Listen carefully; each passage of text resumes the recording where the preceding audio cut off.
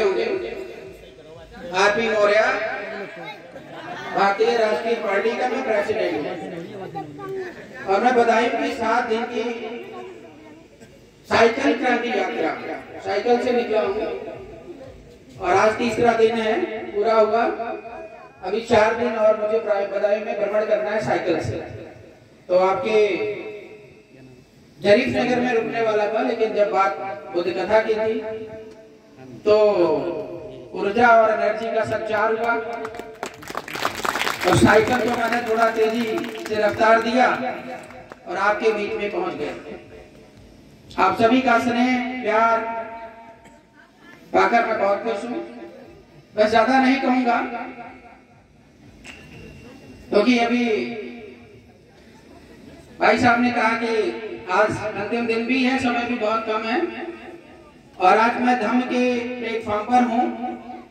तो मैं पार्टी की बात तो बाद में कभी कर लूंगा, समय रहेगा, घर में बैठेंगे जगेंगे और व्यक्तिगत रूप से घर घर बात होगी, लेकिन बात धम्म की करूं तो मेरी उम्र लगभग 40 साल की हो रही है और 40 साल में सिर्फ हमने रिसर्च किया है कि सही क्या है और गलत क्या है। जैसे भगवान बुद्ध को जब पता नहीं था तो उन्होंने घर बार छोड़ करके, मतलब पहले तो शादी विवाह में इन्वॉल्व हुए और जब उन्हें सब पता चल गया तो घर परिवार छोड़ करके बड़ी जिम्मेदारी निभाने निकल पड़े। किया ना भगवान बुद्ध, ये सब आप जानते हैं। तो वैसे ही जब मुझे वास्तविकता का ज्ञान हुआ तो आज इस देश में धम्म के प्रचार प्रसार और उसके कार्य को बढ़ाने की बड़ी जिम्मेदारी है और छोटी मोटी जिम्मेदारी को निभाने के लिए बहुत सारे लोग घर परिवार चला रहे हैं और निभा भी रहे हैं, लेकिन बड़ी जिम्मेदारी जो सम्राट अशोक महान ने, बाबा साहब भीमराव अम्बेडकर ने निभाया, तो शायद अभी वर्तमान में भारत में बाबा साहब के बाद कोई नजर नहीं आया। और मैं कहूंगा कि इस पूरे यूनिवर्स का, पूरे ब्रह्मांड का, ब्रह्मांड का मतलब जानते हो, ब्रह्म का मतलब होता है बड़े से, श्रेष्ठ से होता है, और अंड का मतलब आप चाहे उसे कद्दू का रूप दे दीजिए, चाहे ईंट कह लीजिए, पत्थर कह लीजिए, मतलब सबसे बड़ा अंडा जिसको ब्रह्मांड कहते हैं, इस ब्रह्मांड का परम सत्य जो है वो भगवान बुद्ध के द्वारा दिया गया और इस पूरे ब्रह्मांड का धम्म अर्थात जिसको हम धर्म के नाम से जानते हैं वह एक है, हर मानव के लिए एक है।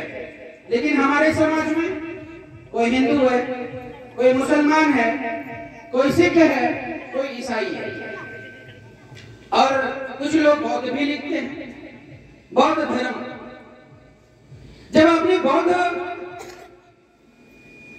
धर्म के आगे बौद्ध लगा दिया तब तो भगवान बुद्ध को आपने एक बाड़े में बंद कर दिया। बाड़ा जानते हैं? अभी आ रहे थे रास्ते में गाय खेत खा रही थी, पूरा खेत चर गई, उसको हाँक के आया हूं, वीडियो है आप देखिएगा। तो भगवान बुद्ध ने जो धम्म दिया हम लोग उसको बौद्ध धर्म कहते हैं।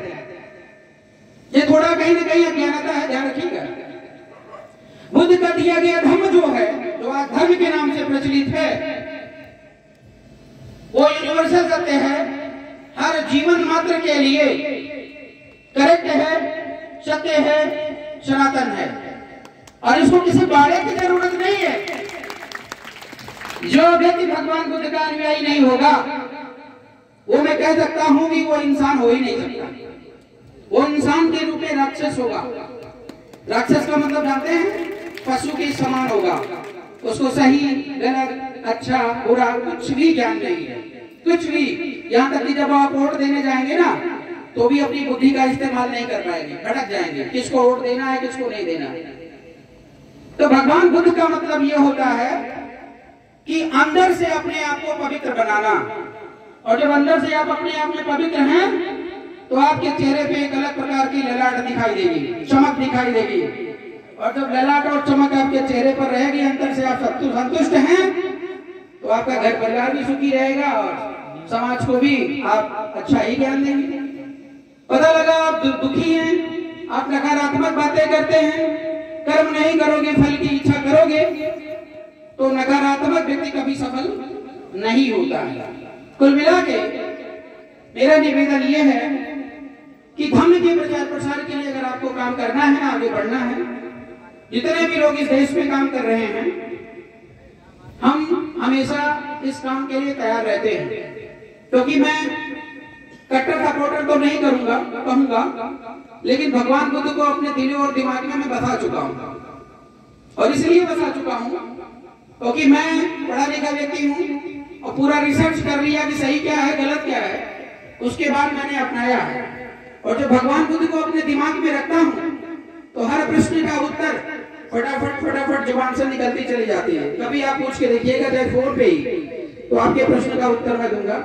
ये मैं अपने आप पे घमंड नहीं कर रहा हूँ, लेकिन भगवान बुद्ध का एक दूत, कह लो सम्राट अशोक का दूत या उनका अंश और वंश होने के नाते मैं जो है भारतीय समाज में दावा करता हूँ कि अगर आपने हमारी बात नहीं, भगवान बुद्ध को बात को माना, तो आपकी समस्या का, हर समस्या का समाधान है, चाहे वो सामाजिक समस्या हुई और चाहे वो राजनीतिक समस्या हो।